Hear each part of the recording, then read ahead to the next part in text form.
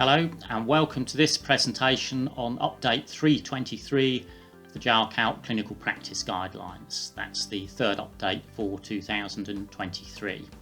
I'm going to give you a summary of the changes and also point you towards the other presentations on updated guidelines, which are glycemic emergencies, limb trauma and breech birth. We also have a new guideline on delirium, and this needs to be read in conjunction with the existing guidelines on agitated patients and ABD, acute behavioural disturbance.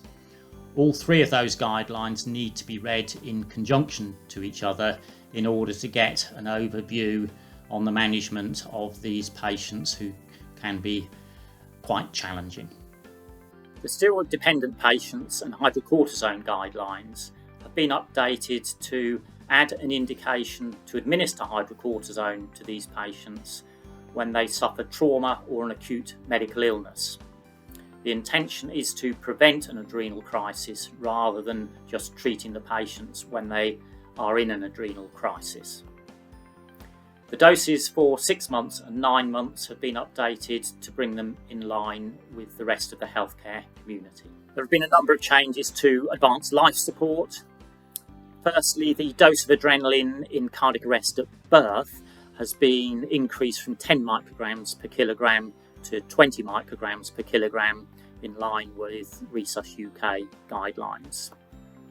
Advanced life support in children, it did say that the child should be transported immediately towards hospital, but it's recognised that when resources and training and skills allow, that advanced life support should be started as soon as possible and the child transported to hospital at the earliest opportunity whilst continuing ALS.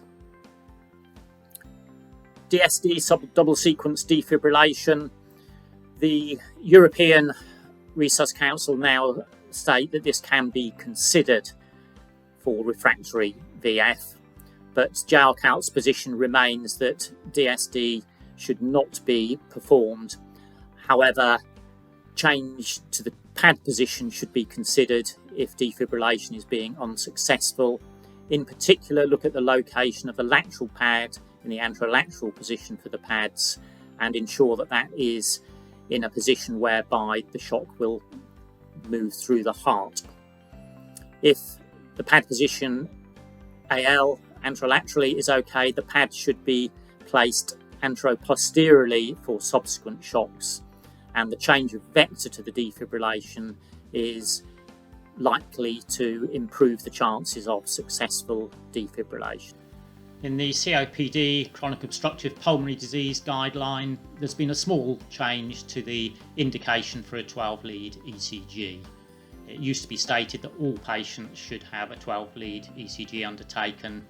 This has been changed to require it only if indicated, such as a new onset of an irregular pulse indicating new onset AF, or if the patient is suffering chest pain or chest discomfort.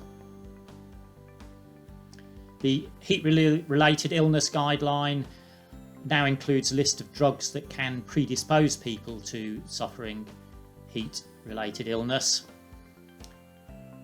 The cooling of patients, although we recognise that immersion in ice-cold water is one of the best methods for cooling patients, this isn't usually readily available to clinicians in the field, and so you may need to use a number of different measures to cool the patient, such as getting some ice cubes or damp clothing and using fans to cool the patient. So use whatever methods are available to you, and that may be several different methods. In the alcohol use disorders guideline, a paragraph has been added on alcoholic ketoacidosis. This is a situation where a patient who has chronic alcohol abuse or who has had a prolonged binge suddenly stops drinking, but at the same time stops eating. Now, these patients have a decreased ability to generate their own glucose through gluconeogenesis. Thereby, the body starts burning fatty acids as there's no glucose. This means that ketoacidosis can result, but with a normal or even low glucose.